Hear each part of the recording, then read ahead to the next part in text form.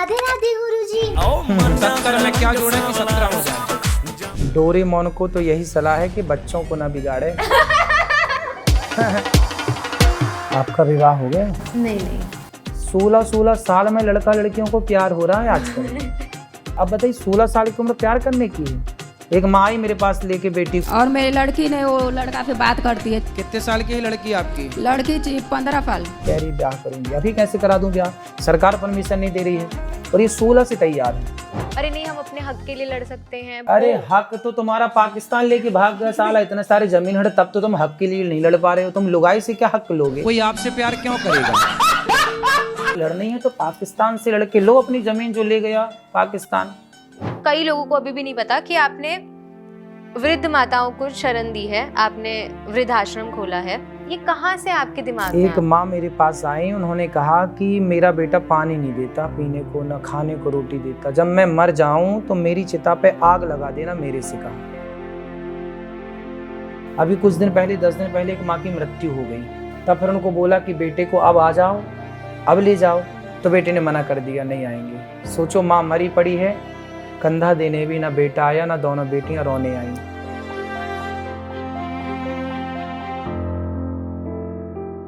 Hello hi नमस्कार सत श्री अकाल आदाब। मेरा नाम मुस्कान कटोचा और स्वागत है आपका माइक एंड मी में। आज के जो हमारे गेस्ट हैं वो इंट्रोडक्शन के मोहताज नहीं हैं, आप सब उन्हें जानते हैं। इन्होंने ना हमारी इंस्टाग्राम रील्स और सोशल मीडिया पे कब्जा किया हुआ है। आप हर दूसरी रील देख लो, इन्हीं की है। AKA पूकी बाबा, इस नाम से ये इतने ज़्यादा वायरल हो गए कि मुझे भी क्यूरियोसिटी हो गई एज एन ऑडियंस कि आखिर कौन है ये पूकी बाबा। तो जब मैंने इनके बारे में पढ़ा तो मुझे पता चला कि डॉक्टर अनिरुद्धाचार्य, जो कि एक लाइफ कोच हैं, इतने बढ़िया मोटिवेशनल स्पीकर हैं और कथावाचक हैं। लेकिन गूगल पे भी ना इनकी एक ऐसी साइड है जिसके बारे में मुझे नहीं पता चला। और जब मैंने इनके बारे में और पढ़ा तो मुझे पता चला कि ये कितने बड़े समाज सेवक हैं। तो मुझे इस बात की हैरानी हुई कि इंस्टाग्राम रील्स हो या फिर आप गूगल पे सर्च करो, तब आपको इस साइड के बारे में इतना नहीं पता चलता। आज के इस एपिसोड में इस साइड को और ज़्यादा एक्सप्लोर करेंगे, बातचीत करेंगे।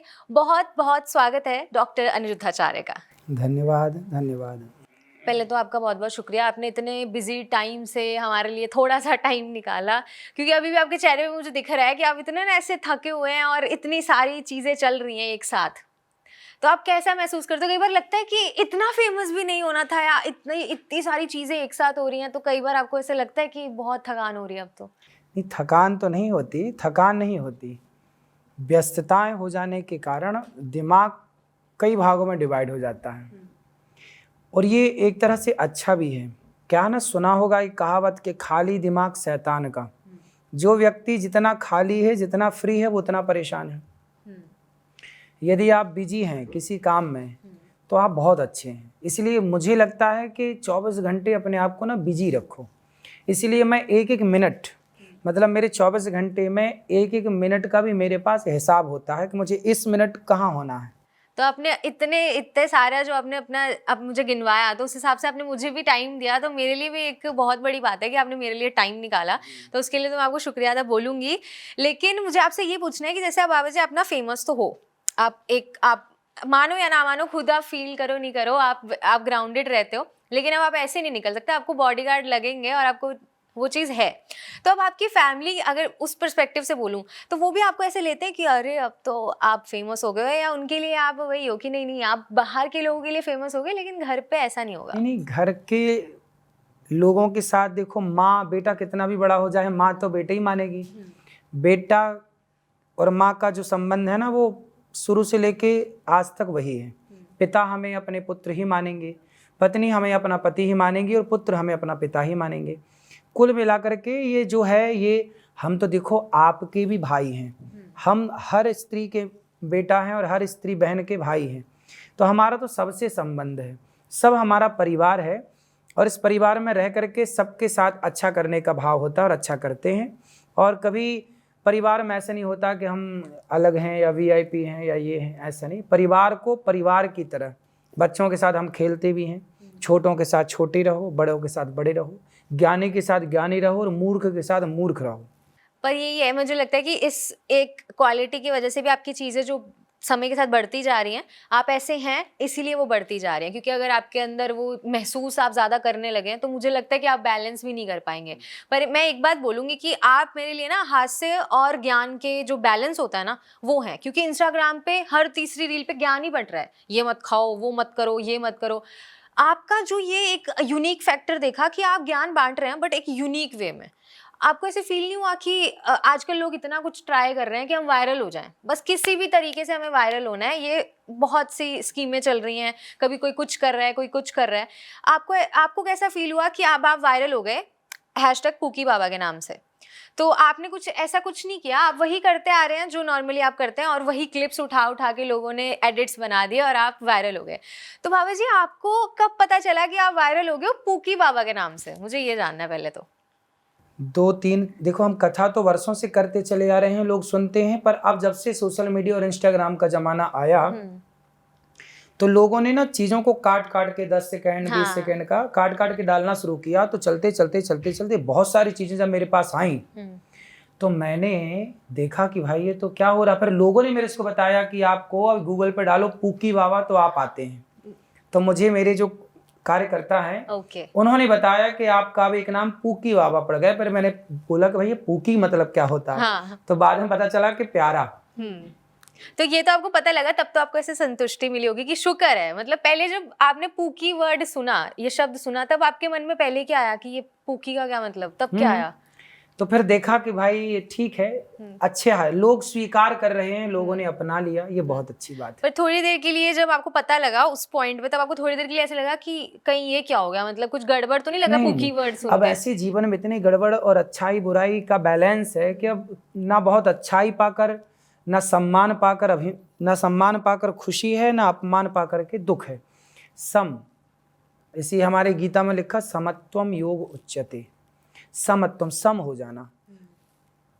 हमारे यहाँ भागवत जी में आशा ही परमम दुखम नैराश्यम परमम सुखम। हमारे यहाँ ज्ञान ही ये है कि ज़्यादा सम्मान पाकर के ना अभिमानी होना, ना उछल कूद करना, ना अपमान पाकर के परेशान होना। हर परिस्थिति समझते हैं कि भाई यही होगा, सम्मान होगा, अपमान होगा, इसके सिवा क्या होगा।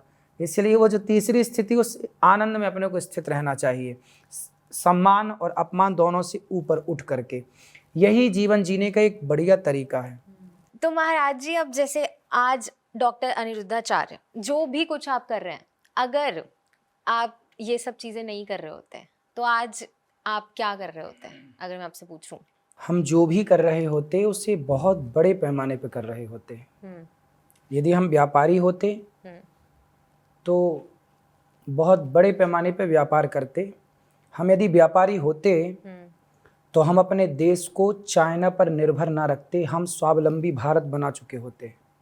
हम इस तरह का व्यापार करके दिखा देते कि भारत से जो चीज़ आयात हो रही है और चाइना से जो चीज़ आयात हो रही है, हम उसे रोकने में सक्षम होते यदि हम व्यापारी होते। हम अपने देश को नहीं चाहते कि हमारा देश चाइना पर निर्भर रहे या अमेरिका पर निर्भर रहे या इत्यादि देशों पर। जो चीज़ की रिक्वायरमेंट है, आवश्यकता है, उसे हम खुद बनाएं क्वालिटी के साथ। और जैसे चाइना क्या करता है, क्वालिटी और दाम, पैसे कम रख देता है तो बिक जाता है। हम उससे भी बेहतर कर सकते हैं। देखो, सब जब चाइना कर सकता है तो हम क्यों नहीं कर सकते? तो हम ऐसे व्यापारी होते यदि होते कि हम अपने देश के किसी भी व्यक्ति को किसी देश पर निर्भर ना होने देते। जैसे आज हर खिलौना भी छोटा बच्चा खेल रहा है ना, वो चाइना का है। सही बोला। हर चीज चाइना से क्यों? हम क्या कर रहे हैं? हमारे लड़के नौजवान लोग रो रहे हैं, बेरोजगारी है, तुम रो रहो। चाइना नहीं रो रहा कि हम बेरोजगार हैं, वो काम कर रहा है, वो अपने लघु उद्योग डाल रहा है, कर रहा है बिजनेस, छोटे से बड़ा बना रहा है, और हम केवल रो रहे हैं। राजनीति में होता तो मैं राजनीति को बहुत ऊंचे लेवल पे ले जाता। यदि मैं किसी और तीसरे, मैं बहुत इंजीनियर होता, मैं डॉक्टर होता, मैं जज होता, तो मैं अपने उस स्तर को बहुत ऊंचाई तक ले जाता। तो आप किसी भी फील्ड में होते तो आप उसको ऊंचे स्तर पे ही लेके जाते।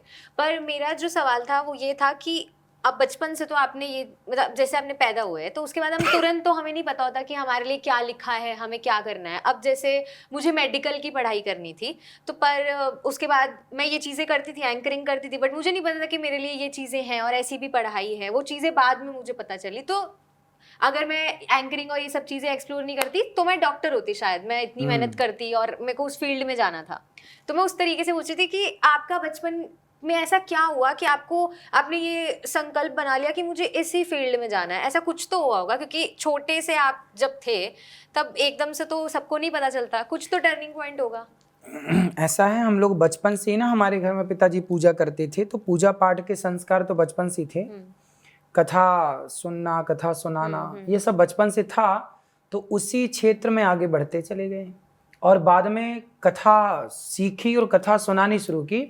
बाद में जब कोरोना आया ना, तो लोगों के पास रोटी नहीं थी, चूल्हा में गैस नहीं थी, सिलेंडर खाली थे और आटा नहीं।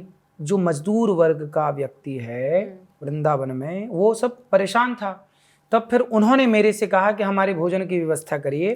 तब उनके लिए यहाँ पर रसोई स्टार्ट हुई। वो तब से कोरोना से लेकर आज तक चल रही है, जो भारत की सबसे बड़ी रसोई है, 24 घंटे चलती है, जिसमें लगभग 30,000 लोग नित्य प्रसाद पाते हैं निःशुल्क। आपने देखा कि नहीं? मैंने खाना भी खाया। हाँ, मैंने खाया और मैंने वो देखा कि मतलब जो आप शुद्ध घी वाली बात बोलते हो, वो आपके खाने में जो शुद्धता है वो दिखती है। पर ये सब बहुत बड़ी बात है कि 30,000 लोग फ्री में मतलब बिल्कुल खाना खाते हैं और हर रोज खाते हैं। अब ये आपके पास थॉट प्रोसेस आया, अब ये एकदम से तो शुरू नहीं हुआ होगा कि आपने धीरे धीरे ये शुरू किया होगा। बिल्कुल। शुरुआत हुई थी खिचड़ी से। पहले खिचड़ी, कुछ दिन खिचड़ी बटी, 2-4 दिन, फिर उसमें फिर दाल चावल ऐड किया गया, फिर रोटी ऐड की गई, धीरे धीरे फिर। तो ये लोग कैसे आपके साथ जुड़े? कि क्योंकि जब आपने शुरू किया होगा तब तो कुछ ही लोग खाते होंगे, और कैसे आपने किनको मनाया कि हमें ऐसा कुछ शुरू करना है, या फिर वो कैसे टीम कैसे बनी आपकी? धीरे धीरे करते करते ना सब कार्य होता चलता है। देखिए, बात सत्यता तो यह है कि करने कराने वाले भगवान होते हैं, और जब वो कराना चाहते हैं तो वो खुद मिलाते चलते हैं लोगों को। अच्छे लोग मिलते चलते हैं, कारवा बनता चलता है, आप आगे बढ़ते चलते हैं। यदि आपकी नीति और आपकी नियत अच्छी है, यदि नीति और नियत अच्छी हो तो भगवान भी आपका साथ देते हैं। यदि नीति और नियत में थोड़ा खोट आ गया तो भगवान फिर साथ छोड़ देते हैं। तो मेरा जो अगला सवाल था वो इसी से रिलेटेड था कि आप डेस्टिनी पे मानते हैं, या फिर कि पहले से सब कुछ लिखा हुआ है, या फिर हमारे जो कर्म है वही हमारी मंजिल तय करते हैं? दोनों का समावेश है। कर्म ही लिखे जाते हैं। कर्म 3 तरह के होते हैं, संचित, क्रियमाण और प्रारब्ध। जो आप कर रहे हैं, जैसे मजदूर ने काम किया आज, तो वो कर रहा है तो क्रियमाण है। फिर जब कर लिया तो शाम को से 500 रुपये मिल गए मजदूर को, तो जो 500 रुपये मिल गए वो कर्म का संचित था। 500 रुपये क्या है? उसके कर्म ही तो 500 बन गए। कर्मों ने रूप किसका ले लिया? पैसे का 500 रुपये का। फिर वो 500 रुपये कि उसने मिठाई खरीद ली, शराब खरीद ली, दूध खरीद ले, बच्चों को कपड़े खरीद लिए, तो वही कर्म उसका फल बन गया, मिठाई में तब्दील हो गया ना वो 500। तो कर्म बना पैसा, पैसा बना मिठाई। बच्चों ने खा ली मिठाई, पत्नी ने पहन ली साड़ी। अब आप पर शराब पी के आप पड़े रहो गंदे नाले में। तो आपके जो पैसे हैं जो कर्म से मिले थे, उसे कर्म करने से जो मिला उसे कहते संचित। संचित हो गया ना। फिर वो मिला आपको वापस मिठाई के रूप में, शराब के रूप में, कपड़ों के रूप, उससे कहते हैं भाग्य। वही है भाग्य। लोग कहते हैं मेरे भाग्य में, अरे भाग्य भी तो कर्म से ही बना। तुमने 500 का काम किया 500 मिले, 1000 का काम किया 1000 मिला। तो जितना कर्म, कर्म से भाग्य, भाग्य से फिर मिठाई खाओ या जहर खाओ। ऐसा भी कहते हैं कि कई लोग बहुत ज्यादा हार्डवर्क करते हैं, बहुत ज्यादा परिश्रम करते हैं, पर फिर भी ना उनको वो चीज नहीं मिल पाती। वो कहते हैं कि मतलब हमने तो किसी का कभी कुछ बुरा नहीं किया, तो उनके साथ वो चीजें फिर भी नहीं उनको वो मिल पाती। जबकि कुछ लोग ऐसे भी हैं जिनको बिना कुछ किए जल्दी मिल जाती हैं। तो फिर ये क्या हुआ? मतलब ये पिछले जन्म के कर्म होते हैं? ऐसा है कि हमने जो बताया ना कि कर्म जो भी हमें मिलता है, चाहे पैसा मिले, पत्नी मिले, पुत्र मिले, ये सारी चीज़ें, पत्नी हमारे कर्म का ही फल है, पुत्र हमारे कर्म का ही फल है।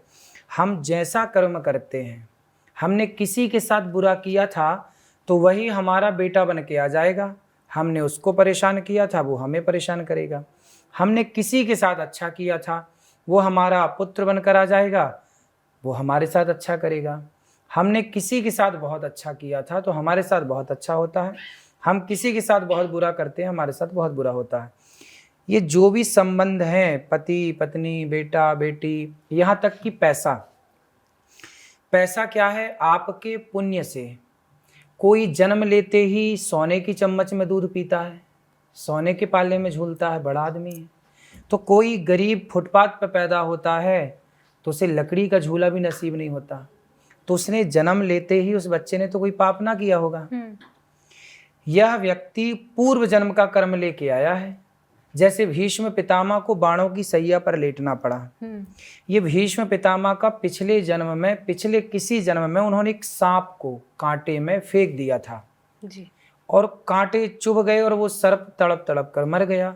तो कांटों की सैया दी सर्प को, तो इन्हें बाणों की सैया पर लेट करके वो कर्म चुकाना पड़ा। कर्म पीछा नहीं छोड़ता। और ऐसा भी होता है कि अगर भले ही आपके कर्म बुरे रहे हों पहले, पर इस जन्म में आप अच्छे कर्म करके जो चीज़ें बुरी होनी थी वो भी आप बदल दो, ऐसा भी होता है। हाँ, जैसे अंधकार को मिटाना है ना तो दीपक जला दीजिए। जैसे प्रकाश से अंधकार नष्ट हो जाता है, ऐसे पुण्य से पाप नष्ट हो जाते हैं। ये बात रामचरितमानस में लिखी है कि सन्मुख हों ही जीव मोहि जबहि, जन्म कोटि अघ नासहि तबहि। कोटि मीन्स करोड़ों जन्म के, अघ मीन्स पाप का, नासहि मतलब नाश होता है, तबहि कबहि बोले जबहि मेरी शरण में आता है। मतलब जो भगवान की शरण में आता है तो अहम त्वा सर्व पापेभ्यो मोक्षयिष्यामि मा शुचः सर्वधर्मान् परित्यज्य मामेकं शरणं व्रज। भगवान गीता के 18वें अध्याय के 66वें श्लोक में कहते हैं कि अर्जुन, ये भगवान कृष्ण की अंतिम वाणी है गीता में। वो अंतिम वाणी क्या है कि तू कितना भी बड़ा पापी है, मेरी शरण में तो आ, मैं अहम त्वा सर्व पापेभ्यो, मैं तेरे सारे पापों का नाश करके मोक्षयिष्यामि मा शुचः। जैसे गाय का बछड़ा पैदा होता है ना, बड़ा गंदा होता है, फिर क्या करती है गाय, उसे चाटती है और चाट चाट कर उस बछड़े को, उस बछिया को बिल्कुल निर्मल कर देती है। उसी तरह हम पापों में भीगे हैं, गंदे हैं, भगवान हमें निर्मल कर सकते हैं, हम खुद को निर्मल नहीं कर सकते। तो हम माना कि बहुत बड़े पापी हैं, पर भगवान बड़े दयालु हैं ना, इसलिए भगवान का नाम है दीन दयाल। जो दीनों पर दया करें उन्हें दीन दयाल कहते हैं। क्या बात है। और अगर मैं आपसे पूछूं कि स्पिरिचुअलिटी और धर्म, स्पिरिचुअलिटी और रिलीजन, इन ये एक ही हैं या फिर ये अलग अलग है, आध्यात्मिकता और धर्म? देखो, आध्यात्मिक होना और धार्मिक होना दोनों में थोड़ा सा अंतर है, बहुत ज़्यादा अंतर नहीं है। आध्यात्मिक होना ऐसा है कि जो व्यक्ति, भगवान श्री कृष्ण कहते हैं कि जो अपने जीवन में अच्छे विचार लेकर चलता, अच्छे थॉट हैं आपके भीतर, आप किसी का बुरा नहीं करते, आप बुरा सोचते भी नहीं, मतलब आप आध्यात्मिक हैं। आप धर्म को नहीं जानते, आप परिभाषा नहीं जानते, आप नहीं चलते सत्य पर नहीं, लेकिन आप किसी का दिल नहीं दुखाना चाहते, आप जीव की हत्या नहीं करना चाहते, मतलब आप आध्यात्मिक तो हैं। अब धर्म क्या है? परहित सरिस धर्म नहीं भाई। आप परहित को, जो परहित करे, परहित मतलब औरों का हित, सर्वे भवन्तु सुखिनः, जो सबको सुख दे, सबके बारे में सोचे, वो धर्म है। परहित सरिस धर्म नहीं भाई। धर्म न दूसर सत्य समाना, धर्म सत्य है, सत्य से बढ़कर भला क्या धर्म होगा। तो सत्य को और दया को, दया धर्म का मूल है, तो दया को धर्म कहते हैं। तो धर्म सबके पास होता है ना। अब जैसे कोई मुसलमान है, कोई ईसाई है, ये आध्यात्मिक नहीं है, कोई नहीं भी, उनमें से कोई यदि नहीं भी है तो ये आध्यात्मिक नहीं है, पर ये धार्मिक मानते तो है कि मैं अपने फलाने पंथ से हूँ, फलाने धर्म से हूँ, फलाने चीज़ से हूँ। तो धर्म को सब लोग अपने अपने ढंग से मानते हैं, लेकिन जो उचित परिभाषा है धर्म की, वो है दया धर्म का मूल है, दया ही धर्म है। जहाँ दया है वहीं धर्म है, जहाँ दया नहीं है वहाँ धर्म नहीं। इसलिए हमारे यहाँ धर्म का प्रयोग केवल सनातन में है। मुसलमान धर्म का प्रयोग नहीं करते, वो मजहब का प्रयोग करते हैं, है ना। धर्म का प्रयोग, केवल धर्म शब्द का प्रयोग हम सनातनी करते हैं, बाकी सब मजहब और पंथ में चलते हैं, है ना। ईसाई एक पंथ है, मुसलमानों का एक मजहब है, हिंदुओं का धर्म है। तो इस धरती पे धर्म से कोई जुड़ा है तो केवल सनातन। अब अगर मैं बात करूँ तो आप जैसे कृष्ण भगवान जी को सबसे ज़्यादा पूजते हैं और आपको एक आपका अलग लगाव दिखता है, मतलब सबको ही पता है, जैसे आप गौरी गोपाल रसोई, आप जिस तरीके से नाम भी रखते हैं हर एक चीज़ का। तो ऐसे तो जैसे अब मैं अपनी बात करूँ तो मुझे शिव जी से काफ़ी लगाव है, तो सबका अपना अपना है। हाँ। तो अगर मैं आपसे पूछूं कि मतलब कृष्ण जी से वो लगाव कब महसूस हुआ? पहले तो मैं आपको जानकारी ये दे दूं कि जो शिव जी हैं, जो कृष्ण के हाथों में बांसुरी है ना, वो शंकर जी हैं। वंशस्तु भगवान रुद्र। अच्छा। जब भगवान नारायण राम बनकर आए तो शंकर जी हनुमान बनकर आ गए सेवा करने, और जब भगवान कृष्ण आए तो भगवान शंकर बांसुरी बनकर आ गए। शंकर जी के इष्ट हैं भगवान श्रीमन नारायण। शंकर जी किसका ध्यान लगाते हैं? सदा वसंतम हृदयारविंदे भवम भवानी सहितम नमामि। शंकर जी भगवान राम का ध्यान करते, इसलिए जब भगवान कृष्ण रास रचाए तो उस रास में शंकर जी भी आए। तो जिनका ध्यान शिव करते हैं, ऋषि और नारद करते हैं, उनका ध्यान हम करते हैं भगवान नारायण का। वही राम है, वही कृष्ण है। तो ये कन्फ्यूजन पहले था कि शंकर जी अलग हैं, कि ये इनकी पूजा करें किन की, लेकिन जब जानता है ना व्यक्ति, अज्ञान से ऊपर उठता है। रस्सी में सांप कब तक दिखता है आप बताओ? रस्सी में सांप कब तक दिखता है? जब, मतलब ये तो मेरे को समझ में जब नहीं आ तक रहा। अंधेरा है, धुंधला धुंधला अंधेरा है ना, तो आप रस्सी को क्या समझ लेते हैं? सांप। सांप।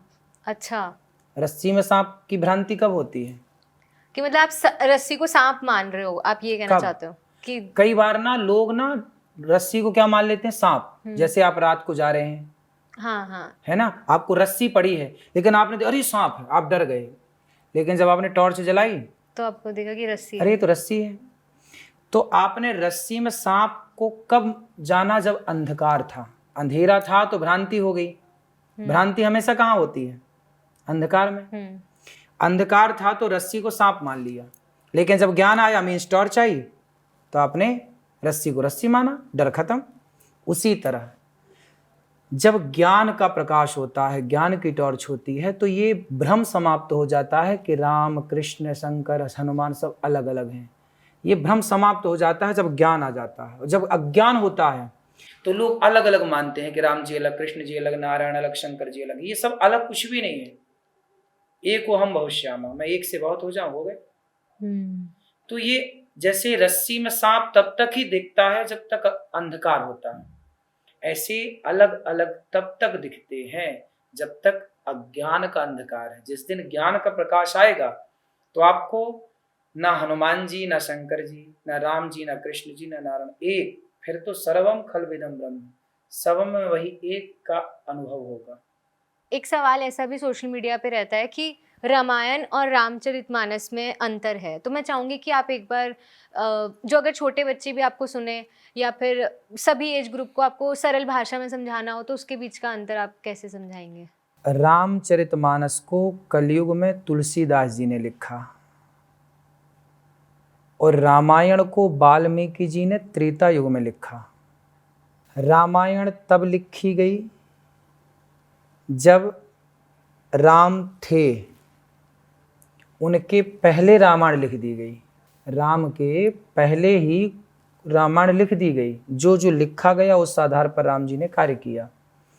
फिर वही वाल्मीकि तुलसी भई, वाल्मीकि जी तुलसी बने कलयुग में, क्योंकि वो संस्कृत में है। फिर इन्होंने अवधी भाषा में उसे ट्रांसलेट किया और सरल भाषा दी तुलसीदास जी ने। अंतर है कुछ प्रसंगों का, मतलब वो तो जब पढ़ेंगे तो कुछ चीज़ें उसमें विस्तार से हैं, कुछ चीज़ें इसमें विस्तार से हैं। कुछ चीज़ों को वहाँ शॉर्ट किया गया है, कुछ चीज़ों को यहाँ शॉर्ट किया गया है। बहुत अंतर नहीं है, दोनों भाषा का फर्क है। भाषा वो संस्कृत में है, ये अवधी में। तो इसको अब कुछ लोग बोलते हैं कि इसका एक नियम होता है पढ़ने का, कुछ लोग बोलते हैं कि इसका कोई नहीं, नियम पढ़ने का क्या नियम है, आप पढ़िए आनंद से। और आपकी कोई मतलब फेवरेट चौपाई उसमें से जो आपको सबसे ज्यादा पसंद हो? मेरी फेवरेट चौपाई है कि नाथ सकल संपदा तुम्हारी, मैं सेवक समेत सुत नारी। समझ में आई? नहीं। नाथ मतलब हे नाथ, हे नाथ मतलब हे भगवान, हे जगन्नाथ, हे बद्रीनाथ। नाथ सकल, हे नाथ सकल संपदा, ये जो कुछ भी है ये सब आपका है।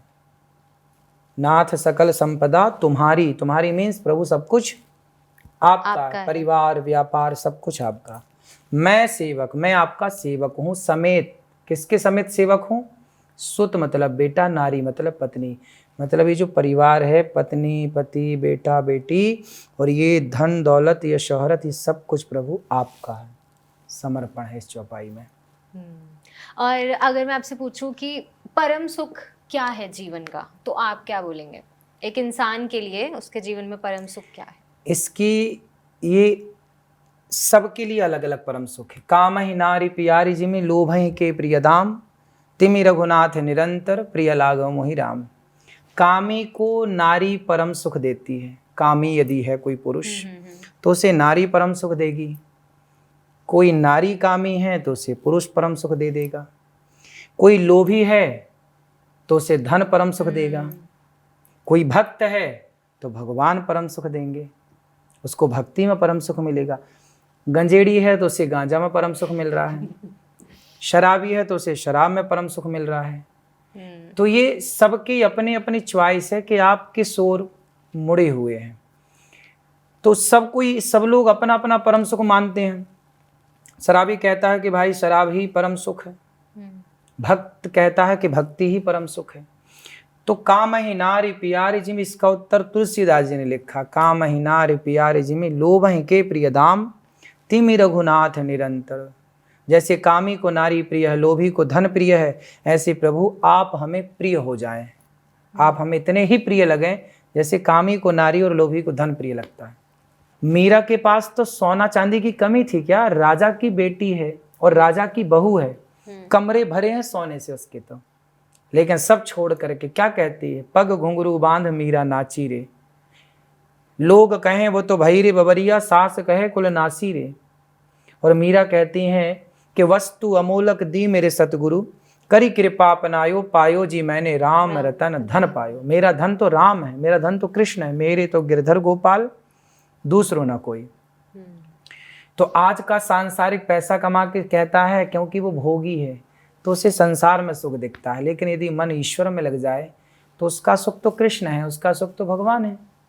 दोनों की अलग अलग फिर वही बातें हो गई ना कि जिसका मन जहाँ लगा है। और ऐसा भी तो है कि हम अगर कोई अपने माता पिता में अपना भगवान देख रहे हैं तो वो भी अच्छा है, वो भी अच्छा है। सेवा में भगवान देखिए, प्रत्येक प्राणी में भगवान देखिए। और आप तो मेरे को लगता है आप तो यूथ को एनकरेज करते हो कि नहीं पैसा कमाओ, मोह माया ये सब चीजें, आप जैसे ज्यादातर तो जो बाबा जी हैं वो यही बोलते हैं कि मोह माया को त्याग देना चाहिए, ये है, पर आपके द्वारा यही हमेशा मैसेज गया है कि नहीं, आपको सक्षम होना चाहिए और आपको पैसा कमाना चाहिए। पैसा खूब कमाना चाहिए, पैसा कमाना बुरा नहीं है, पैसे में अटैच हो जाना बुरा है। पैसे के बिना ना जी पाऊंगा ना रह पाऊंगा ये गलत है। पैसा एक ज़रूरत है, हमारी ज़रूरत है, रोटी कपड़ा मकान हमारी आवश्यकता है। दो चीज़ें होती हैं, एक होती है ज़रूरतें, एक होती है इच्छाएं। ज़रूरतें तो रिक्शे वाले की भी पूरी हो सकती हैं, पर इच्छाएं तो रावण की पूरी ना हो सकें। अब आपको ये डिसाइड करना है कि आप कैसे जीवन जी रहे हैं, ज़रूरतों के हिसाब का या इच्छाओं के हिसाब से। यदि आप इच्छाओं की पूर्ति में लगे हैं तो आप गलत हैं, क्योंकि इच्छाएं तो रावण पूरी ना कर सका जिसकी लंका सोने की थी। हाँ, आपकी ज़रूरतें पूरी हो सकती हैं। ज़रूरत क्या है? रोटी कपड़ा मकान शिक्षा, ये ज़रूरतें सब पूरी कर सकते हैं। मेहनत करके मैंने अपनी ज़रूरतें पूरी कर ली, इसके बाद मुझे इच्छाओं के पीछे नहीं भागना, मैं खुश हूँ। आप अपनी बात कर रहे हैं। मैं अपनी भी कर रहा हूँ, बिल्कुल अपनी ही कर रहा हूँ, मैं अपनी कर सकता हूँ ना, दूसरों का ठेका थोड़ी ले सकता हूँ। बिल्कुल सही। तो अब जैसे अब आप ऐसे ही बात कर रहे हैं तो ह्यूमन रिलेशन की भी बात कर रहे हैं, रिश्तों की बात कर रहे हैं, तो अगर मैं भारत की भी बात करूं तो सब जानते हैं कि भारत का जो डाइवोर्स रेट है वो भी बढ़ता जा रहा है और रिश्ते टूट ज़्यादा रहे हैं। अब आपके मैंने कई पॉडकास्ट देखे हैं, जैसा कि मैंने बताया कि मैंने जब आपके बारे में सर्च किया सब चीज़ें एज एन ऑडियंस, तो आपने एक बड़ा अच्छा दावा किया कि अगर सारे जितने ये डाइवोर्स के केसेस हैं मेरे पास आ जाएं तो मैं डाइवोर्स रुकवा दूँ। आपसे मैं यही सवाल पूछना चाहती हूँ कि बहुत बड़ा एक ऐलान है ये, क्योंकि इस बहुत बड़ा मुद्दा बन गया। आप सोशल मीडिया खोलो, किसी सेलिब्रिटी का डाइवोर्स हो गया, किसी बड़े क्रिकेटर का डाइवोर्स हो गया, तो ये चलता ही रहता है। अब मैंने ये स्टडी देखी कि जो स्टडी बताती है कि क्यों डाइवोर्स जो है वो बढ़ रहा है, तो उसमें वो रीज़न बताते हैं कि विमेन एम्पावरमेंट, नारी का सशक्तिकरण, दोनों हस्बैंड वाइफ में कम्युनिकेशन गैप होना, दोनों को एक दूसरे से ज़्यादा उम्मीदें होना। ऐसा आप गूगल करें तो आपको स्टडी मिलेगी कि ये वजहें हैं। तो अगर मैं आपसे पूछूं कि आपको क्या लगता है कि किन वजहों से ये हो रहा है, और जैसे आपने ऐलान किया कि आप रुकवा सकते हैं, तो मैं चाहूँगी कि आप वो एक बार एक्सप्लेन करें। आपका विवाह हो गया? नहीं नहीं, अभी तो मैं छोटी हूँ काफी। ऐसा है कि जो तलाक होते हैं, डिवोर्स होते हैं, उसके बहुत सारे कारण हैं। ठीक है। उनमें से कुछ कारण मैं आपके सामने रखता हूँ।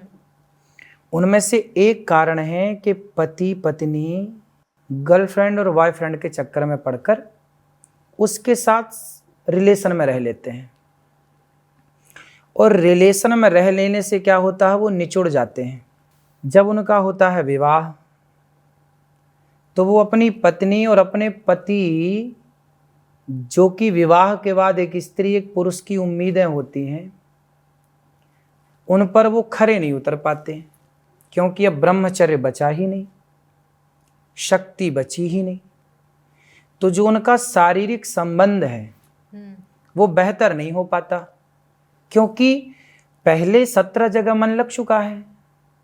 तो जब 17 जगह मुंह मारने की आदत हो जाए किसी की, तो फिर वो एक जगह टिकता नहीं है, चाहे ये पुरुष हो और चाहे ये स्त्री हो। तो वो एक जगह ना टिकने से क्या होगा कि पति के साथ है पर व्हाट्सएप पे किसी को वो इलू इलू चल ही रहा है पुराना वाला, तो वो पकड़ में आ जाता कभी पति के कभी पत्नी के, तो वो खटपट वहां से स्टार्ट हो जाती है, वो बातें तलाक तक पहुंच जाती हैं। यदि नारी, जरा विचार करिए आप, कल्पना इमेजिन करो कि कभी कोई स्त्री, जैसे आप हैं, एक लड़की है, कभी उसने पर पुरुष का स्पर्श ना किया हो, कभी छुआ ना हो, देखा ना हो गंदी नजरों से, और पुरुष भी ऐसे ही हो कि कभी ना देखा हो, और फिर उनका विवाह हो, तो बताओ उनमें सहज प्रेम होगा कि नहीं? क्योंकि वो पहला उनका मिलन होगा, तो एक दूसरे के प्रति वो आकर्षित होंगे। ठीक है। अब पहले ही वो किसी और के प्रति आकर्षित हो चुके हैं, तो उनका जो आकर्षण है वो खत्म हो चुका है। बिल्कुल सही, जो आपकी बात है, क्योंकि ये आकर्षण जो है ना, हमेशा नहीं रहता। हाँ, एक बार होता है ये, हाँ, जो खत्म ये हो जाएगी। खत्म हो जाएगा। जब आप किसी के साथ हो चुका आपका लगाव, तो फिर वो पत्नी के साथ नहीं बन पाएगा, अटैचमेंट वो नहीं हो पाएगा, पत्नी का पति के साथ नहीं हो पाएगा। फिर क्या होगा कि आपके रिश्ते कमजोर होने लग जाएंगे। इसलिए कहता हूं, हमारे यहाँ पहला ब्रह्मचर्य, लड़की लड़का पहले ब्रह्मचारी रहो। किसी पराई, लिव इन में रहते हैं लोग, अब लिव इन में रहने वाली लुगाई आए तो वो रहने देगी, और लिव इन में रहने वाला मर्द हो तो कैसे सुख देगा तुम्हें और कैसे सुखी रखेगा?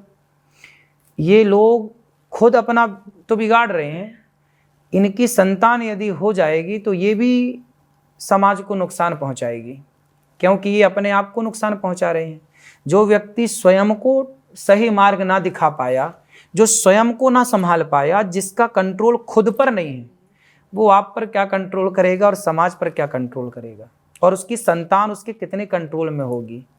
तो ये तो आपने जो अभी आपका जो पॉइंट है, आपका कहना है कि ये एक मेन रीजन है डाइवोर्स होने का इस टाइम पे।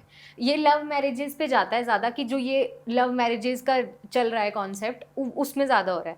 पर महाराज जी, भी ऐसी केसेस भी आ रहे हैं जिसमें अरेंज मैरिजेस में इतने सारी चीज़ें हो रही हैं कि अरेंज मैरिज हुई, उसमें लड़की पैसे लेके भाग गई शादी के बाद, या फिर लड़के ने फांसी ले ली कि इस लड़की की वजह से। अभी जो चल रहा है कि पुरुष, कितने केसेस आए कि जिसमें पुरुष फांसी ले रहा है घर वालों की रजामंदी से भी शादी होने के बाद। अरेंज मैरिज में भी तो अभी एक लड़की के बारे में मेरे को पता है कि वो लड़की ना पढ़ने गई दिल्ली, वो IAS बनना चाहती थी। तो वहाँ ना उसके साथ क्या हुआ कि जो उसको पढ़ाता था, कोचिंग देता था, वही उसके साथ ना विवाह कर लिया। उसको लगा कि यार ये तो सर हैं, बढ़िया पढ़े लिखे, हमारा सेट हो जाएगा जीवन। तो लड़की को आया लालच के, तो बढ़िया है, माँ बाप को बताए बिना उसने, अच्छा वो क्या है, वो पुरुष ना उसके प्रति आकर्षित हो गया, तो वो संबंध बनाना चाह रहा होगा, तो उसने बोला कि नहीं पहले हमसे विवाह करो, तो उसने कर लिया। तो विवाह करके दोनों रहने लग गए साथ में। 2 महीने बाद पता चला कि उस आदमी के ऑलरेडी 2 बच्चे हैं और पत्नी और परिवार है। फिर क्या हुआ, उसको छोड़ करके सियाना, क्योंकि अभी ये समाज में बताती है तो बदनामी इसकी लड़की की, कोई अच्छा, क्योंकि तेरी भी तो राजी मर्जी थी, है ना। तो संसार तो बैठा है आपको अपनी ओर खींचने के लिए, आपका शोषण करने के लिए। अब आप खुद शोषण करवाना चाहती हैं तो करने वाले का जा क्या रहा है। तो उसने किया शोषण, लड़के ने, बाद में ये आई और फिर इन्होंने दूसरा मतलब विवाह किया, फिर किसी को बताया नहीं, पर कुछ चीज़ें तो पता हो ही जाती हैं। लेकिन फिर उन्होंने विवाह किया।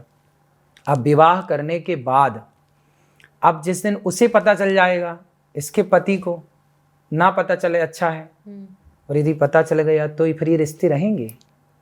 अरेंज मैरिज हुआ बाद में, तो अरेंज मैरिज में भी बहुत केस ऐसे हैं कि कुल मिला के अरेंज हो, लव हो, कुछ भी हो, मैं तो ये कहता हूं कि आप विवाह के पहले किसी पुरुष या स्त्री से बिल्कुल टच ना रहें, दूर। आजकल तो लव, ये लड़का लड़की बिना गर्लफ्रेंड बॉयफ्रेंड के रहते नहीं हैं। ये कल्चर ना भारत का नहीं है। इससे क्या होता, हमारी जनरेशन बिगड़ गई। अब सबका मन केवल एक ही जगह लगा है। तो मेन रीजन आपकी तरफ से ये है कि इस वजह से जो ये मॉडर्नाइजेशन का जो ये कल्चर बाहर का इसलिए हमारे पूर्वज क्या करते थे, टाइम पे विवाह कर देते थे, समय पे क्या करते थे। पहले विवाह कब हो जाते थे, जल्दी। अब आप देख रही होंगी कि आजकल के लड़का लड़की 16-16 साल में लड़का लड़कियों को प्यार हो रहा है आजकल। उनको वो सोशल मीडिया की भाषा में निब्बा निब्बी बोलते हैं। अब जो भी बोलते हो, लेकिन इतनी कम उम्र में हम लोग तो इस उम्र में जानते नहीं थे कि क्या है सब कुछ भी नहीं। बिल्कुल सही है ना, बिल्कुल मन साफ। आजकल 16 साल, अब बताइए 16 साल की उम्र प्यार करने की है। एक माँ ही मेरे पास लेके बेटी को बोली 16 साल की है, प्यार हो गया, ऐसे कह रही ब्याह करूंगी। अभी कैसे करा दूं ब्याह, सरकार परमिशन नहीं दे रही है कि आप 21 साल की उम्र नहीं है तो फिर आप ब्याह नहीं कर सकती, और ये 16 से तैयार है। क्यों? कुछ लोग महाराज जी फिर ना अपने रीजन लेके आते हैं, अरे इसके तो कुंडली में योग है, डाइवोर्स तो होगा ही होगा, 2 शादियां हैं, ये है। तो वो योग किसने बना दिया, मतलब नहीं, ये कुछ योग नहीं है, ठीक है। वो योग है तो उनका समाधान भी होता है। उनका तो शास्त्रीय समाधान है कि यदि किसी के विवाह में कुंडली में दोष है कि इसके 2 विवाह के योग हैं, तो पहले घड़े से ब्याह करा दिया जाता है, कच्चे घड़े से, घट विवाह बोलते हैं उसको। तो वो पहले से भी हो सकता है। हाँ, तो वो पहले से घट से विवाह करके वो दोष समाप्त हो जाता है। और अगर कोई खुद से ही अपने पैर पे कुल्हाड़ी मार रहा है तो उसमें किसी का दोष नहीं है, वो तो भाई आपने खुद किया है, वो तो आपकी गलती है। अब आपने काइंड ऑफ एक एक्स्ट्रा मैरिटल अफेयर, जो वर्ड मैं बोलूं, उसको आपने एक रीजन बताया है शादियां टूटने का ज्यादा। तो अब आपने ये बोला था कि अगर आपके पास ये केसेस आते हैं तो अगर आप मतलब इसकी जजमेंट करो तो आप किसी का डाइवोर्स होने ना दो। भाई बहुत सारे केस आए जिनको हमने समझा करके, क्या है, पति पत्नी की लड़ाई में ना केवल गलतफहमी होती है, कुछ भी नहीं होता। हमें सिर्फ गलतफहमी दूर करनी होती है। अब लड़की क्या है, गुस्सा होके चली जाती है हमारे के, तो उसके रिश्तेदार आते हैं, अरे तू डरने की क्या बात है, तू तो नारी है, शक्तिशाली है, कोर्ट कचहरी तेरे लिए। भड़का ऐसा देते हैं कि वो अपने पति से भिड़ जाती है, जबकि रिश्तों में ये सब चाहिए ही नहीं। कौन पति पत्नी है इस धरती पे जिनमें लड़ाई नहीं होती? तो लड़ लो और एक हो जाओ। तीसरे को इन्वॉल्व करोगे तो कभी एक नहीं हो, सुलह कभी नहीं होगी यदि तीसरा आ गया तो। इसलिए पति पत्नी की लड़ाई में तीसरा ना। और आजकल ना सबसे ज्यादा भयंकर किरदार निभाती है लड़की की माँ। 95% तलाक में लड़की की माँ की गलती होती है, लड़की के पिता की गलती होती है। बेटा आजा, तू चिंता मत कर, हम तेरे माँ बाप हैं, तू हमारे लिए बोझ है क्या, हम तेरे को पाल पोस के बड़ा करेंगे। वो माँ इतनी पढ़ी लिखी समझदार है, पर वो ये नहीं समझती कि एक स्त्री का सुख उसके पति के साथ है। यदि लड़ गए हैं तो तुम समझाओ ना। कभी माँ समझाने का प्रयास नहीं करती कि चलो गलती किसकी है, चलो सॉरी कहो, रहो प्रेम से। और नमक मिर्च लगा के रिश्ते टूट जाते हैं। इसलिए लड़की की माँ, जबकि हमारे यहाँ संस्कार दिया जाता है कि जब बेटी विदा होती है तो माँ समझाती है कि बेटा आज से तुम्हारी सास ही तुम्हारी माँ है, तुम्हारा ससुर ही तुम्हारा पिता है, तुम्हारा पति ही तुम्हारा देवता है। 2 बात हो जाए तो ख़त्म करना बात को, किसी को कहने की जरूरत नहीं। कोई बड़ी बात हो, कोई तुम्हें टॉर्चर कर रहा हो, तुम्हें मारने की षड्यंत्र रच रहा हो, तो आओ, माँ बाप खड़े हैं। मैं इसी पे आने वाली थी कि दो तरह के केसेस हाँ, यदि तुम पे ज्यादा अत्याचार है कि नहीं जी तुम्हें मार डालने वाले हैं लोग, जलाने वाले हैं, क्योंकि ऐसा भी हुआ कि लड़कियों को मिट्टी का तेल डाल के आग लगा दी दहेज के लिए, वो परिस्थितियां हैं। तो लेकिन जरा जरा सी बात हुई पति पत्नी की और आपने मायके बुला लिया, तो फिर इससे क्या होता ना, गलतियां लड़की के माँ बाप के पक्ष से होती हैं। अभी एक लड़का वीडियो यूट्यूब पे पड़ी है, आप देख लेना। एक पति पत्नी मेरे पास आए, लड़का आके बोला गुरुजी ये मेरी पत्नी जो है मेरे से बहुत प्यार करती है, मैं भी इससे बहुत प्यार करता हूँ, परंतु मेरी लड़ाई जब इससे हो जाती है तो ये अपने भाई बुला लेती है और भाई इसके आके मेरे को मार के जाते हैं। अच्छा, हाथापाई करते हैं। अब बताओ, तुम अपने पति को अपने भाइयों से मरवाओ तो फिर कैसे रिश्ते चलेंगे? भाई लड़ाई तुमसे हुई है ना, तो सुलह तुम करो, भाई क्यों इन्वॉल्व हो? कोई भी क्यों इन्वॉल्व हो? अगर आपका कहने का मतलब है अगर छोटी सी बात हुई है तो उसको बैठ के सॉल्व करो, और तुम दोनों ही करो। हाँ। हम तो कहते हैं माँ कह दे, सीधा मना कर दे माँ लड़की की, नहीं बेटा तुम्हारी लड़ाई तुमने लड़ी, हमसे पूछ के लड़ी थी क्या?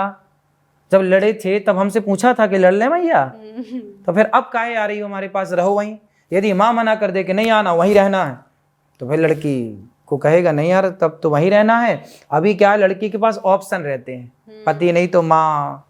आजकल क्या है, लड़कियों को क्या लगता है कि हमारी तो माँ है, हमारा तो बाप है।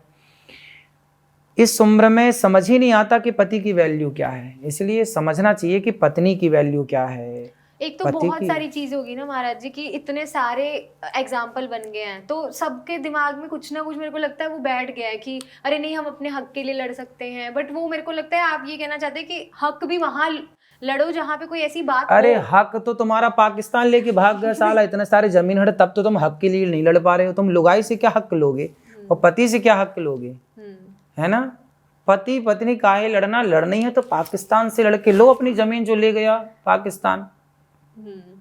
लाखों एकड़ जमीन ले गया हमारी, बांग्लादेश ले गए लाखों एकड़, तब तो तुम हक की लड़ाई लड़ ना पाए, पत्नी से लड़ रहे हो।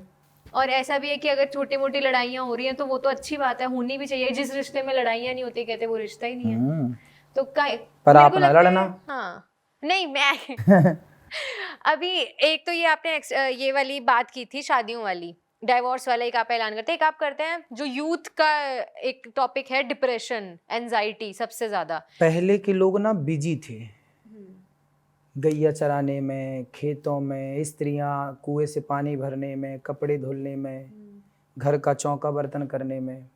स्त्रियां भी पहले बिजी थीं और पुरुष भी पहले बिजी था अपने अपने काम में। आजकल क्या हो गया है कि लोग बिजी नहीं हैं, फ्री हैं, फोन पे 5 घंटे मोबाइल। तो क्या है, परेशान होते हैं। डिप्रेशन क्या है, अधिक सोचना, करना कुछ नहीं है, सिर्फ सोचना।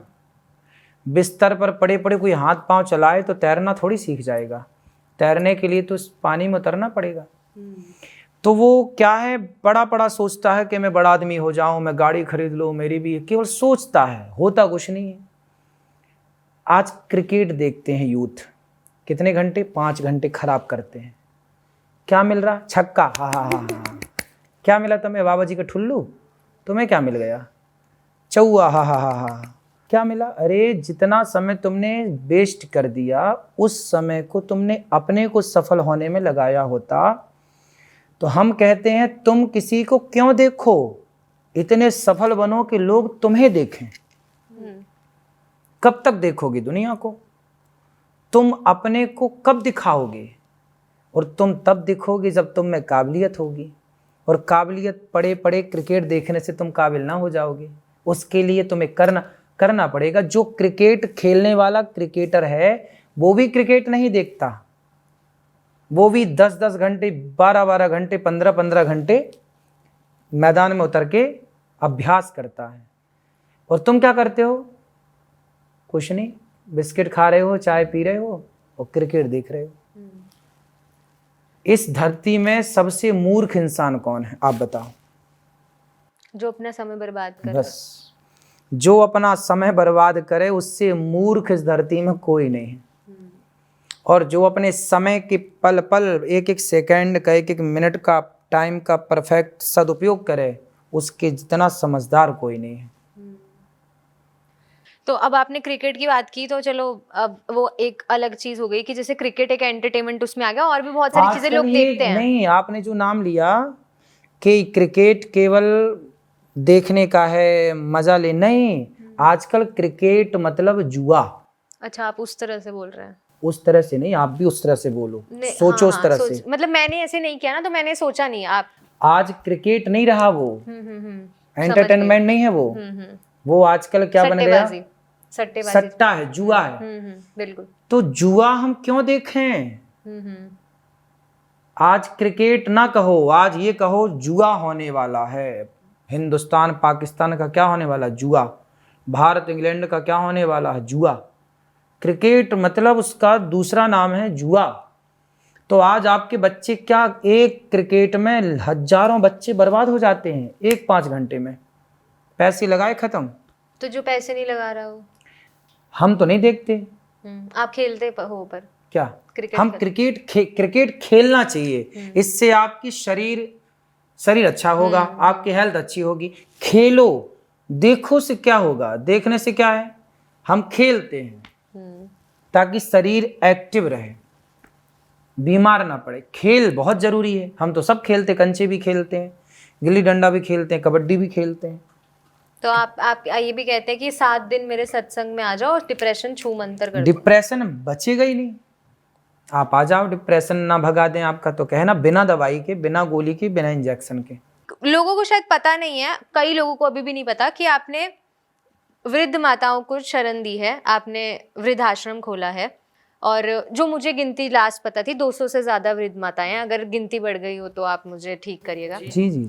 तो अब महाराज जी, ये बहुत बड़ा एक थॉट है, ऐसे ही नहीं शुरू हो गया। 200 से ज़्यादा वृद्ध माताएं, ये एक आपकी तरफ से तो बहुत पॉजिटिव है, बट अगर इसको देखा जाए तो एक समाज का कड़वा सच भी है कि वो 200 लाचार माताएं, जिनके घर वाले या जिनके बच्चे उन्हें बेसहारा छोड़ गए, वो भी एक समाज का कड़वा सच इससे हमें दिखता है कि आज कहाँ जा रहा है हमारा समाज, कि अपने माँ बाप को बोझ समझा जा रहा है, और कहाँ आप दूसरों की माताओं को अपना समझ के उन्हें निःशुल्क आप शरण दे रहे हैं। अब ये थॉट एकदम से तो आया नहीं होगा, कुछ तो ऐसा हुआ होगा आपके सामने भी कि कोई कहानी रही होगी, या किसी माता को आपने देखा होगा कि वो पीड़ा सहन कर रही है। ये कहाँ से आपके दिमाग में एक माँ मेरे पास आई, उन्होंने कहा कि मेरा बेटा पानी नहीं देता पीने को, न खाने को रोटी देता, जब मैं मर जाऊं तो मेरी चिता पे आग लगा देना, मेरे से कहा। अच्छा, कि जब मैं मर जाऊं तो मेरी चिता को आग लगा देना। मैंने कहा आग लगाना तो कोई बहुत बड़ी बात है नहीं, कोई भी आग लगा सकता, आग लगाने तो दुनिया बैठी है।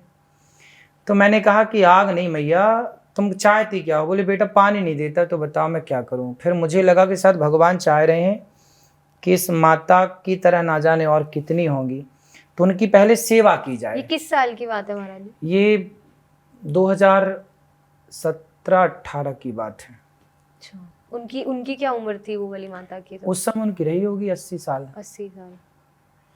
तो फिर वहां से मुझे प्रेरणा मिली कि शायद मुझे इन माओं की सेवा के लिए भगवान पुकार रहे हैं कि तुम ये करो। तो फिर उन माओं की सेवा का संकल्प लेकर मैंने काम शुरू किया, जगह ली, आश्रम बनाए और उसमें माताओं को रखा, लोगों को बताया कि माँ हैं, आप भोजन का सहयोग करिए। लोगों ने सहयोग किया। आज 290 वृद्ध माएँ हैं। 290। और सब कुछ करने वाले भगवान हैं। अभी कुछ दिन पहले, 10 दिन पहले एक माँ की मृत्यु हो गई, तो मैंने उनके बेटे को, 2 बेटियां हैं, एक बेटा, फ़ोन लगाया कि भाई माँ तो 20 दिन पहले से हम लोग फ़ोन लगा रहे थे, माँ जब अधिक बीमार थी, क्योंकि अब अंत समय था, डॉक्टर ने भी कह दिया कि अब कुछ नहीं होगा। तो मैंने फ़ोन लगाया 10 दिन पहले, 20 दिन पहले से, आओ माँ को ले जाओ ले जाओ ले जाओ। उन्होंने मना करते करते जब वो फाइनली चली गई, तब फिर उनको बोला कि बेटे को अब आ जाओ, अब ले जाओ, तो बेटे ने मना कर दिया, नहीं आएंगे। सोचो माँ मरी पड़ी है, कंधा देने भी ना बेटा आया, ना दोनों बेटियां रोने आई। वो और इधर ही रहते थे कि कहीं और रहते? नहीं रहते, कहीं आ भी तो सकते थे ना। हाँ। कहीं भी रहते हो भाई, आ तो सकते थे ना। आजकल तो ट्रेन है, फ्लाइट है, और कोई भी आ सकता है, कहीं भी रहते थे। अच्छा, उनकी बेटियां छोड़ने आई थी उनको यहाँ पे। और वो क्या रीजन देके गई थी? उनकी बेटियां छोड़ने इसलिए आई थी, बोले कि ये माँ को हम इसलिए छोड़ना चाहते हैं क्योंकि हमारा परिवार बड़ा है, हम लोग अपने में लगे रहते हैं, ये क्या बात? समय नहीं दे पाते। सबकी अपनी, देखो वो लोग बहाने बना के छोड़ जाते हैं, उनकी क्या प्रॉब्लम है वो तो अलग तो विषय। फिर आपने कुल मिला के ये बात है कि लोग रखना ही नहीं, यदि रखना चाहे तो कोई बहाना नहीं है, हाँ। और ना रखना चाहें तो लाख बहाने हो सकते हैं। तो लोग तो बहाने बनाते हैं। लोग तो यहाँ तक कि आते हैं हमारे पास। एक मैया को लेके एक आदमी आया, बोले महाराज जी ये माँ रख लो, हमें यहीं स्टेशन में मिल गई थी, हम तो ले आए। बाद में हमने खोजबीन की तो पता लगा कि वो उसको बेटा था, सगा बेटा। सगा बेटा था, और वो झूठ बोल रहा था। बोले हमें स्टेशन में लगी, ताकि क्योंकि कोई यदि पूछताछ ना हाँ हो। पूछताछ, क्योंकि यहाँ पूछताछ होती है कि भाई आपके साथ कौन है, आपका आधार कार्ड कहाँ, आपके घर का नंबर दीजिए, क्योंकि जो वास्तविक में जरूरतमंद होती है उनको ही रखा जाता है। हाँ हाँ, मैं यही पूछने वाली थी। तो कहीं, तो जब पड़ताल की तो पता लगा कि वो उनका बेटा था। फिर समझाया उसको, डांटे, फिर वो लेके गया। तो आजकल तो बहाने हैं लोगों के पास। हमारे पास बहाना है सेवा करने का, तो 200 माँ की सेवा कर रहे हैं, 290 की। उनके पास बहाना है सेवा ना करने का, तो वो अपनी एक माँ की नहीं कर पा रहे हैं। ये तो बहाना, मुझे सेवा करने का बहाना मिला, मैंने तो बहाना ढूंढ लिया ना कि मुझे सेवा करनी है। तो बच्चा भी तो बहाना ढूंढ सकता है अपनी माँ की सेवा का, बेटी भी तो ढूंढ सकती है बहाना, पर सबको बोझ लगती है। एक माँ के तो बड़े बड़े काम चल रहे हैं बेटों के, 50-50 हज़ार के कुत्ते हैं उनके घर, लेकिन माँ के पास एक बार फ़ोन नहीं आता। 4 साल से माँ एक बार फ़ोन नहीं लगाया बेटे ने। तो वो जब आप उनसे मिलते हो, जैसे जब आप मिलते हो, तो आपको ऐसे हर बार यही कुछ न माताएं यही बोलती होंगी कि बच्चे का फोन नहीं आता? यहाँ आने के बाद ना 1-2 महीने तक तो मैया मायूस रहती हैं, घर की याद आती है। फिर 2 महीने के बाद क्या होता है, मैं उनको इतना प्यार करता हूँ कि वो धीरे से ना फिर इतना भूल जाती हैं कि फिर उन्हें कोई, अब हमारी माँ से आप मिले, हाँ मैंने देखा सभी को, मैंने पूरा राउंड सब मारा। माँ से मिलेंगी तो आप सबको ये देखेंगे, सब माएँ खुश हैं। कोई भी माँ जो अभी नई आई होंगी 2 महीने के पहले, वो थोड़ा उदास होंगी, अकेले में रो रही होंगी, छिप छिप के भी रोती हैं माएँ। एक ने पोते का ब्याह हो गया, तो पोते का ब्याह हो गया और सोचो दादी को नहीं बुलाया, दादी यहीं थी। तो इनको पता कैसे चला कि पोते? लोग बता देते हैं, पड़ोसी लोग, कोई ना कोई तो कनेक्ट रहते ही है ना। सारी जिंदगी जिस गांव में, जिस गली में गुजारा, पता तो चल ही जाता है ना कि भाई ये व्यक्ति कहाँ। सबको, उनके अड़ोस पड़ोसियों को, रिश्तेदारों को पता होता ही है कि यहाँ फोन आ जाते हैं कार्यालय में, तो फलाने से बात, कोई पड़ोसी बता देता है। कभी घूमने भी आया तो मिल गए। अभी लंदन से एक मैया आई थी, तो उनको उनकी ननंद यहाँ मिल गई वृद्धाश्रम में। अच्छा। वो उनकी सगी ननंद थी, वो अंधी हो गई, तो बेटे ने निकाल दिया। बोले हमारी माँ को दिखता नहीं, अब क्या करेंगे हम, माँ को दिखना बंद हो गया बुढ़ापे में। तो बेटा छोड़ के चला गया। वो मैया अंधी हैं, 3 साल से यहीं रहती हैं। तो ऐसा है, तो जब जिनको अपने बेटी छोड़ दें, अब देखो बेटा छोड़ ही दिया, आपने कह ही दिया कि नहीं आप हमारे घर से निकल जाओ, तो अब हम आपके घर में जबरदस्ती रह के भी क्या करेंगे, फिर मन नहीं लगता ना। हाँ, कोई इंसान ना लगता है। इज्जत चाहता है, हाँ। सम्मान है। हम रोटी, देखो रोटी तो सब खाते हैं, रोटी तो कुत्ता भी खाता है, लेकिन कुत्ते की रोटी ना इज्जत की नहीं होती। इज्जत की, सम्मान की रोटी मिले तो अच्छा है। पेट भरना ही सब कुछ नहीं है, पेट भी सम्मान से भरा जाए तो अच्छा लगता है। हाँ। है ना। अपमान से माँ को आप दें तो क्या दें फिर। तो आप खुद को खुशकिस्मत तो हर रोज ही मानते होगे फिर कि आपको इतनी माताओं की सेवा करने का मौका मिलता है। ये तो भगवान की कृपा है, भगवान ने ये कार्य दिया है, सौंपा है उसे, तो हम भगवान, ये तो सब माएँ भगवान की हैं और भगवान का कार्य, हम तो उनके नौकर बन के जितना अच्छा कर सकते हैं करने का प्रयास करते हैं। अब माता से मुझे फिर याद आया कि गौ माता की गिनती भी बहुत ज्यादा मैंने देखी। 400 से अधिक गाय हैं, 150 बच्चे यहाँ पढ़ते हैं गौरी गोपाल गुरुकुल में। वृंदावन की धरती के साथ भी जुड़े रहना, यहाँ पर ही सब चीजें करना, ये भी आप अपने आप को खुशकिस्मत इसमें भी मानते होंगे? बिल्कुल, ये तो धाम है, यहाँ तो बिना राधा रानी की कृपा के, बिना प्रभु की कृपा के कोई आ ही नहीं सकता। तो यदि यहाँ कुछ कार्य हो रहा है तो ये भगवान की कृपा से हो रहा है। तो हमें तो ये बात की खुशी है कि प्रभु ने स्वीकार कर लिया है। अभी जाते जाते, मैं एक वॉइस आर्टिस्ट भी हूँ, मैं कैरेक्टर वॉइसेस करती हूँ। जैसे अब आपके पास तो समय ही नहीं है, तो आप क्रिकेट नहीं देखते, तो आप कार्टून कैरेक्टर्स तो कहाँ ही देखते होगे। तो मैं आपको थोड़ा थोड़ा समझा देती हूँ कि कुछ कैरेक्टर्स बच्चों के बीच फेमस है जो कार्टून्स आते हैं। एक का नाम है डोरेमोन और एक का नाम है नोबिता। अब नोबिता जो है 12-13 साल का बच्चा है जो कि पढ़ने में अच्छा नहीं है। अब उसको एक रोबोट टाइप एक जादुई रोबोट मिला है जो उसका दोस्त है, उसका नाम डोरेमोन है, जो कि गैजेट उसको देता है। जो भी उसको प्रॉब्लम होती है डोरेमोन उसको एक गैजेट दे देता है जिससे वो अपनी प्रॉब्लम सॉल्व कर लेता है। तो अब नोबिता हर वक्त रोता रहता है कि डोरेमोन मुझे गैजेट दे दे, डोरेमोन मुझे गैजेट दे दे। और डोरेमोन इस बात से परेशान है कि हर एक समस्या के लिए तुझे गैजेट ही चाहिए, कभी खुद से भी कुछ कर ले। तो अब आपके पास आते रहते ना संगत में लोग कि राधे राधे गुरुजी, कितनी सारी प्रॉब्लम लेके आते हैं। तो अब मैं सोच रही थी कि अगर डोरेमोन आपके पास आ रहा है और नोबिता आपके पास आ रहा है तो आप उसको भी एक जाते जाते एक सलाह दे के जाओ। तो पहले डोरेमोन आपके पास आ रहा है। राधे राधे गुरुजी, मेरा नाम है डोरेमोन और नोबिता मेरा सबसे अच्छा दोस्त है। गुरुजी, मुझे ना नोबिता बहुत ज्यादा परेशान करता है। हमेशा जब देखो तब गैजेट ही मांगता रहता है। पढ़ाई नहीं करता, उसके लिए गैजेट चाहिए। इसके साथ दोस्ती करनी है तो गैजेट चाहिए। अब मैं अगर उसे गैजेट ही देता रहूंगा तो वो खुद से कब कुछ करना सीखेगा। अब आप ही बताइए मैं क्या करूं उसका। डोरेमोन को तो यही सलाह है कि बच्चों को ना बिगाड़े। पूरा समय बच्चों को बिगाड़ने में लगा हुआ डोरेमोन और मोटू पतलू। मोटू पतलू ओ मोटू मेरे यार, मेरे यार, मतलब आपको पता तो है कुछ कुछ कार्टून कैरेक्टर्स तो का। मोटू पतलू ने बच्चों को बिगाड़ रखा। समोसा खाना सिखा दिया मोटू ने। समोसा खाना सिखा दिया, बिल्कुल। वो समोसे के बिना उसका दिमाग नहीं चलता। तो डोरेमोन को तो आपने बोल दिया।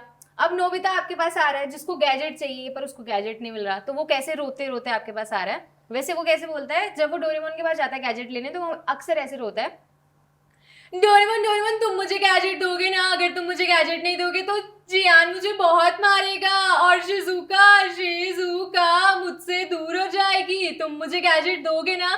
बाबा जी, मुझे डोरेमोन गैजेट नहीं दे रहा है, अब आप ही बताओ ना कि मैं क्या करूं। तो अभी नोबिता को आप क्या कहना चाहेंगे? नोबिता को कहना चाहेंगे कि गैजेट के चक्कर में ना पड़ो। अपना ध्यान पढ़ाई लिखाई में लगाओ। पर बाबा जी मेरे से पढ़ाई नहीं हो पाती और मुझे शिजुका के साथ शादी करनी है, लेकिन वो डेकिसुगी की दोस्त है, वो मेरी दोस्त नहीं बन पाती, तो मैं क्या करूं? तो आप अपने दोस्त अलग ढूंढो, उसी के चक्कर में क्यों पड़ना है। क्योंकि उसको शिजुका बहुत पसंद है। इस और शिजुका किसी और को पसंद करती है। हाँ, वो पढ़ने में अच्छा ना वो लड़का दूसरा, इसलिए। मतलब आप जिसे पसंद करते हैं वो किसी और को पसंद करती है ना। तो वो जिसे पसंद करता है वो किसी और को पसंद करती है, तो आप उसे क्यों पसंद करते हैं जो आपको पसंद नहीं करती। आप उसे क्यों नहीं पसंद करते जो आपको पसंद करता है। ठीक है गुरुजी, thank you so much. Nobita की तरफ से भी, डोरेमोन की तरफ से भी, और जितने भी लोग अभी तक हमें देख रहे हैं, इस एंड तक पहुंच गए हैं, आपको भी थैंक यू सो मच। मुझे तो बातचीत करके बहुत अच्छा लगा और बहुत सारी चीज़ें पता लगी। ज्ञान आपके पास ढेर सारा है। आज मैंने बहुत कुछ सीखा, जो चीज़ें नहीं पता थी वो मैंने आपको बोली, पर बहुत मज़ा आया बात करके और बहुत बहुत शुक्रिया अपना समय देने के लिए। खुश रहिए, धन्यवाद। और आप भी जुड़े रहें और जो ये काम कर रही हैं निश्चित सबका भला होगा। सबको राधे राधे। राधे राधे।